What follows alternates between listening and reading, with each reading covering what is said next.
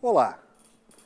Nós temos visto na nossa série de programas que a atividade física e o movimento, principalmente, são fundamentais para a saúde e a vitalidade. Nós vamos conversar hoje com o ortopedista Dr. Uronal Zancan e nós vamos conversar sobre a parte articular, pelo menos iniciar sobre esse assunto. Tudo bem, Dr. Uronal? Tudo bom, Jair. É um prazer e uma honra estar nesse programa contigo aqui. Conte-nos as questões da estrutura física, né? da parte articular, da osteomuscular e o envelhecimento. Na verdade, a gente tem a falsa ilusão de que o nosso corpo envelhece fisicamente, inevitavelmente. Eu tenho a certeza absoluta, baseado até em várias experiências pessoais e com pacientes, de que só envelhece fisicamente, muscularmente, quem quer. Então, sem querer ser modelo, eu tenho hoje 2 quilos a mais que eu pesava na época da faculdade, sendo que são 3 mais de músculos e 1 menos de gordura. Hoje eu tenho uma capacidade cardiovascular 58% maior do que quando eu tinha 28 anos. Claro que são 20 anos que eu estou trabalhando o meu corpo nisso, não é um fator biológico, é um trabalho físico, alimentar, trabalhando para manter a estrutura muscular. Então eu estou trazendo uma ideia nova de que a gente não necessariamente tem que envelhecer a parte muscular, articular. Se a gente fizer um trabalho físico de preservação dos músculos, dos ligamentos, a gente consegue avançar até idades bem elevadas sem sinais de envelhecimento, sem sinais musculares e articulares de envelhecimento. Então, assim, durante muitos anos eu disse assim, problemas de coluna, tu tem que cuidar da tua coluna e tal. Hoje eu digo, tem cura. Tem cura? Então, todo problema de coluna tem cura. Todo problema, todas as tendinites têm curas. Todas essas dores, músculos esqueléticos, não só têm cura, como o indivíduo pode viver num nível que não venha a ter dor. Por onde que anda qual é esse caminho dessa cura? Pelo desenvolvimento físico, aumentar a capacidade muscular, melhorar o seu nível de alimentação. Uma das coisas que causa muita dor é o processo inflamatório localizado da coluna, por exemplo. Entendi. Mas de onde é que vem essa inflamação da coluna? De uma inflamação circulante no corpo, que tem uma inflamação chamada silenciosa e que se manifesta na coluna. E de onde é que vem essa inflamação circulante? Do alimento, da falta de sono, do estresse e do sedentarismo. O coração, à medida que a gente vai envelhecendo, vai ficando mais fraco. Não é verdade. Tem vários trabalhos que mostram. O envelhecimento é inevitável. Não necessariamente. Não é inevitável. Prêmio Nobel de Medicina de 2009. A Elizabeth Beckborn, mais a Carol Graves, Jacques Sostak, ganharam o Prêmio Nobel porque eles estudaram estrutura chamada telômero e telomerase e que mostra que tanto o telômero como a telomerase pode aumentar e reverter o envelhecimento. A telomerase é um marcador de envelhecimento. Eu acho que a gente tocar nisso aqui, o telômero é aquela partezinha que fica no final do cromossomo do DNA. À medida...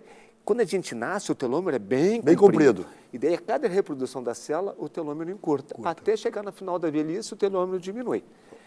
E a Elizabeth Beckborn, ela ganhou o prêmio porque ela descobriu que a telomerase protege o telômero. A célula cancerosa multiplica e o telômero não encurta.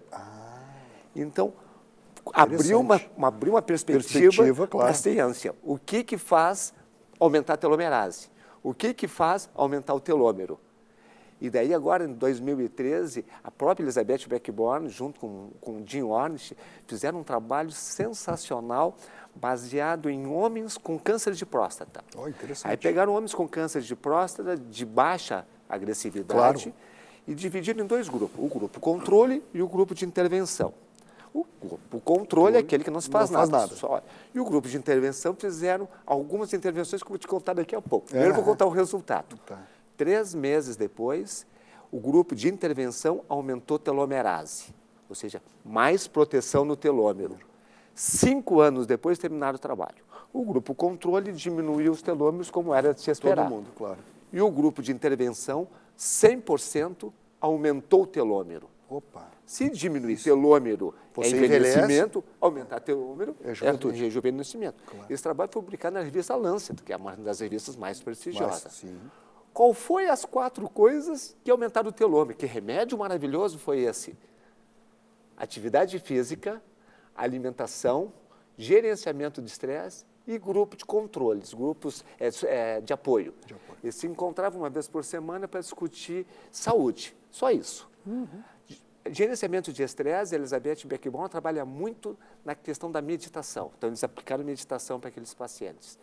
Atividade física acima da atividade física comum, não só caminhando, um pouquinho mais do que caminhando. E uma alimentação saudável. Agora eu te pergunto, quem dos nossos telespectadores não pode fazer essas 4 coisas? E todo mundo pode. Aumentar... Quantos fazem é outra pergunta, né? Aumentar telômero é possível. Baseado nisso, eu fui estudar. O que aumenta telômeros mais? E daí abriu uma perspectiva para mim que eu não tinha esperado. E existe dezenas de coisas que aumentam telômeros. Desde um nível de vitamina D alto, um sono adequado, suplementação com ômega 3, e aí vai embora e tal.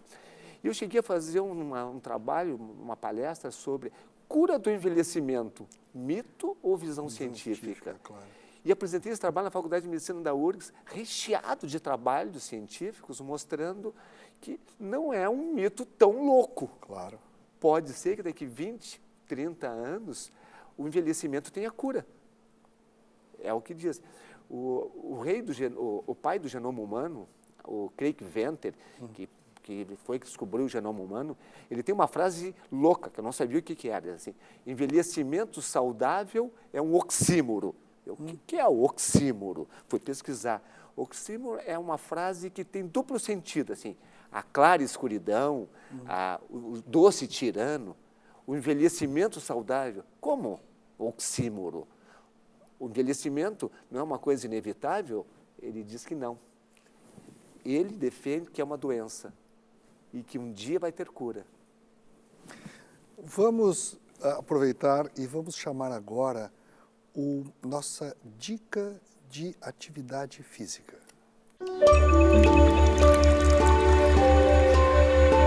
Hoje a gente vai falar de uma parte bem importante, que são os alongamentos. Eu já estou aqui com o João Batista, que vai nos falar um pouquinho como começar, o que fazer. É bem importante, né? É fundamental, ainda mais com esse frio todo que está vindo aí pela frente. A questão da rigidez muscular, ela aumenta muito, e também da questão das articulações. Então as pessoas têm que ficarem muito atentas a isso e tentar, na medida do possível, a gente vai mostrar depois, os exercícios, de fazer eles aos poucos. E a gente vai procurar ensinar cada passo desse processo, cada progressão, para que a pessoa vá, sim, diminuindo essa rigidez e se sentindo melhor e se soltando.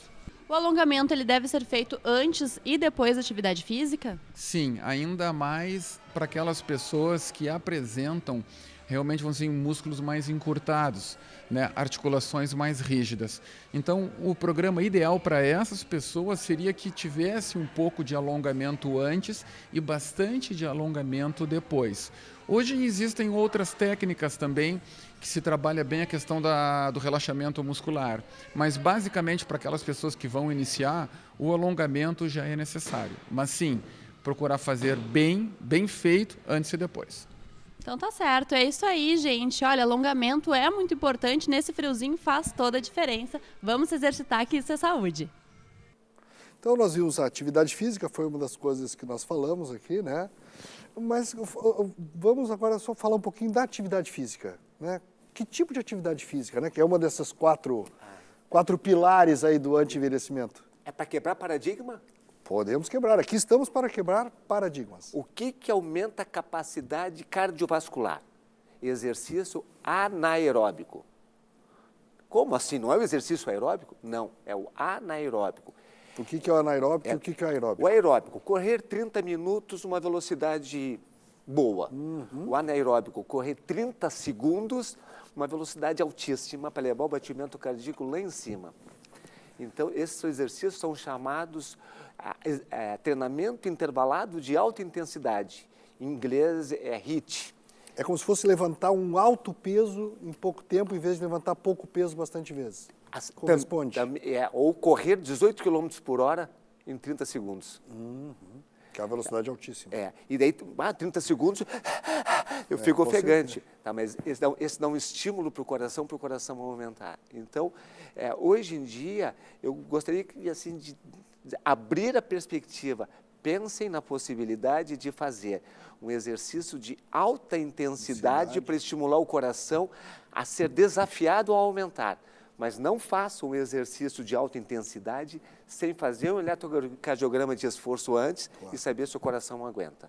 Eu tenho acompanhado 800 participantes que fazem programa de saúde comigo, e 2 ou 3 participantes tiveram o eletrocardiograma de esforço comprometido. Então, não é uma coisa tão comum em nós, pessoas tidas como normais. Assim, então, mas é necessário que seja feito.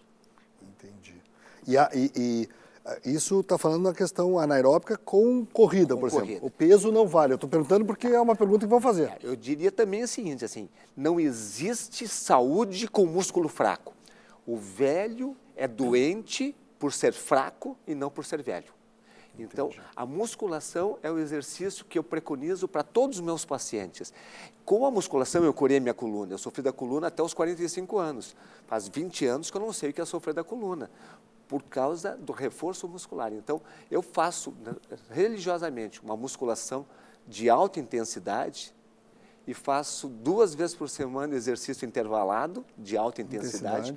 E 1 vez por semana eu faço o aeróbico, que é a corrida de 30 minutos. Sim, aí é o low profile, aquela coisa... Eu diria assim, é um complemento do intervalado, do intervalado que é esse exercício anaeróbico. Entendi.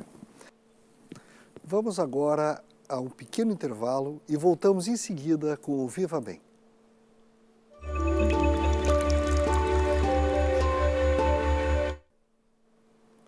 Estamos de volta com o Viva Bem. Antes de continuarmos a nossa conversa com o Dr. Uronal Zancan, vamos à nossa receita do dia. A nossa dica alimentar de hoje é um mousse de chocolate funcional. Por que funcional? Porque ele não usa leite, manteiga, creme, nada. Ele é extremamente saudável e extremamente natural. Primeira coisa que nós vamos usar é abacate ou avocado. Eu peguei o avocado, que ele é menor, porque ele é mais fácil para dose individual. Ele é rico em vitamina E, em vitamina A, em magnésio, fósforo e glutationa, que são poderosos antioxidantes tanto para a circulação como para o cérebro. Nós vamos usar agora, de chocolate, né? Então nós vamos usar cacau, o cacau puro, não estamos usando chocolate. Então vamos usar 2 colheres de sopa, mais ou menos, de cacau puro, tá? Se conseguirem. Vamos colocar apenas umas gotinhas de limão, só para dar uma quebrada, tá? Ó, que beleza. Certo? Vamos usar óleo de coco. Vamos usar uma colherzinha de óleo de coco. Esse que vai ser o nosso lubrificante aqui, né? Tá bom? O óleo de coco tem ácido caprílico, que é excelente antifúngico. Tá bom? E vamos adoçar com mel. O mel também é antifúngico, antibacteriano. Ele tem potássio, magnésio, cálcio, fósforo. O mel é excelente. Olha que beleza. Mais ou menos uma colher de sopa. Tem que ser docinho, né? Tá bom? Nesse inverno tem que ser docinho. Vamos bater no nosso liquidificador. Ok. Nós colocamos, então, vamos colocar aqui. Vê que é bem grosso, né? Textura de mousse, ó.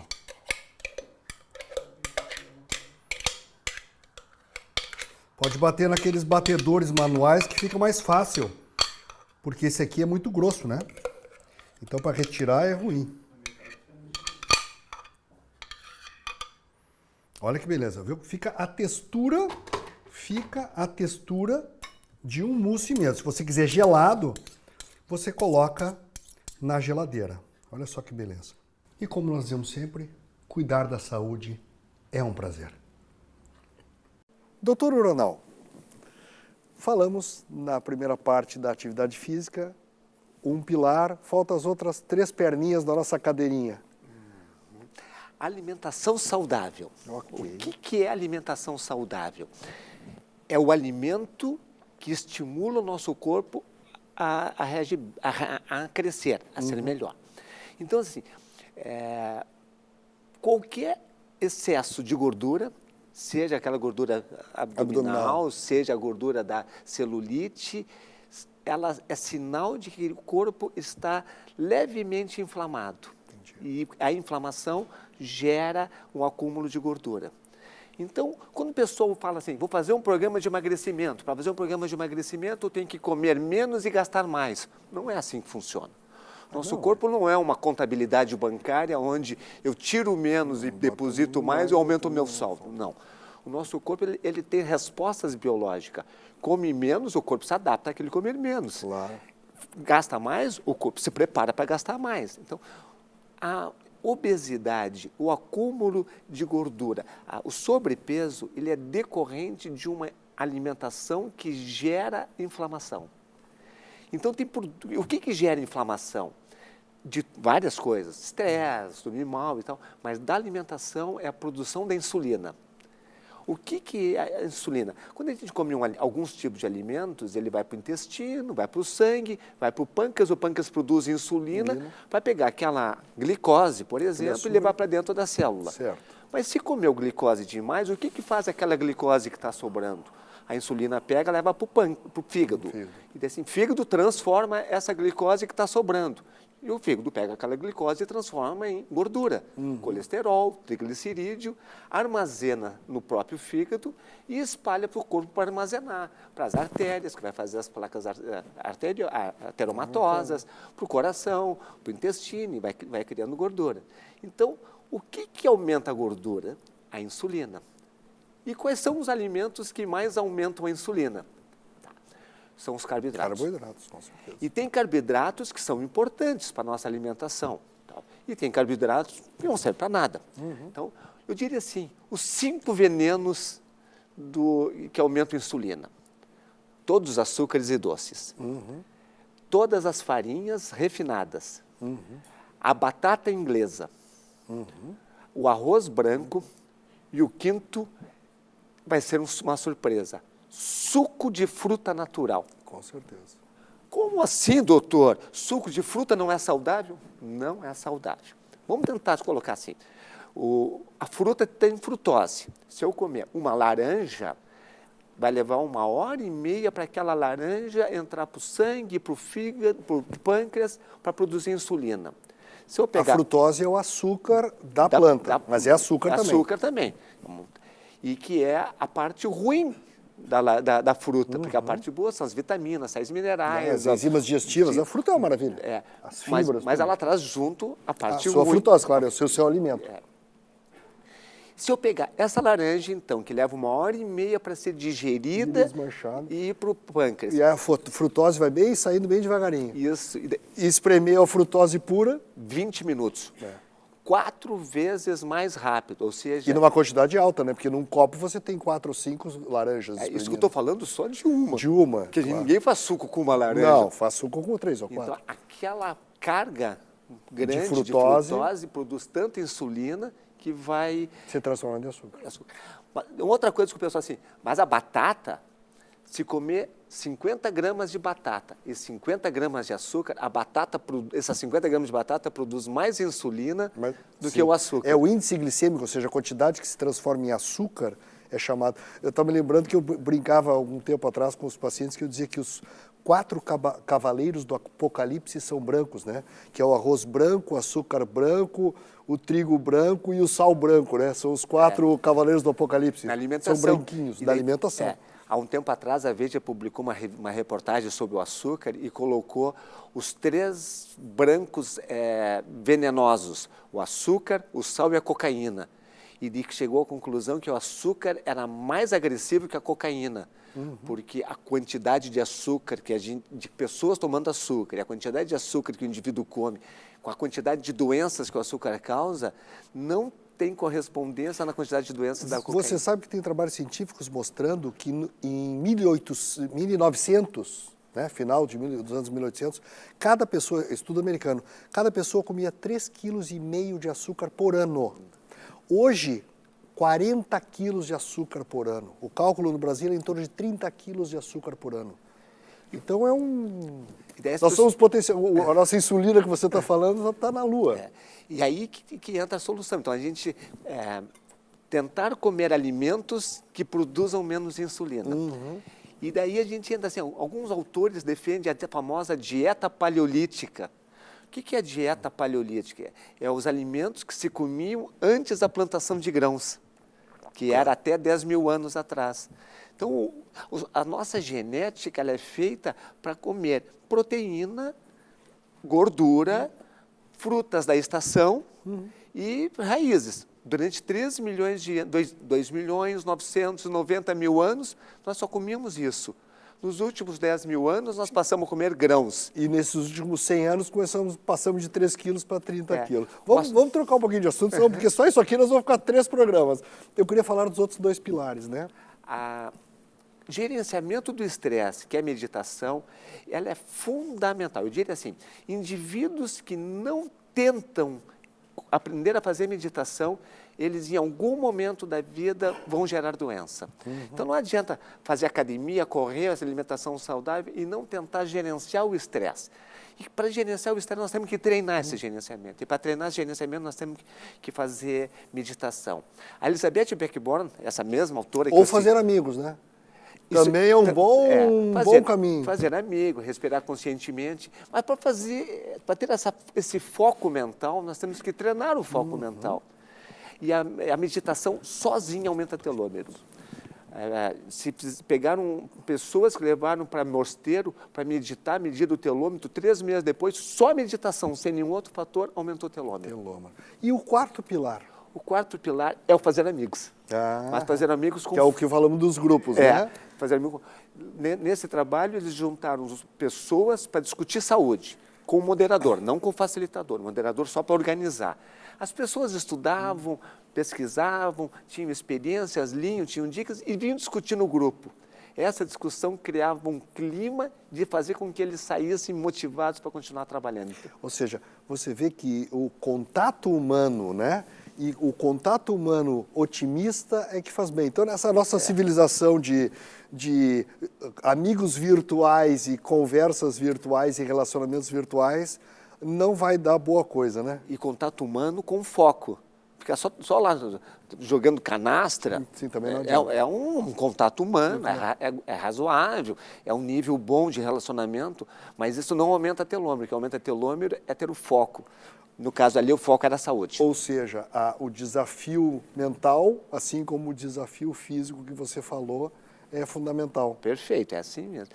Então, com isso, há possibilidade de nós bloquearmos o envelhecimento. Esse é o meu foco hoje, eu não envelhecer.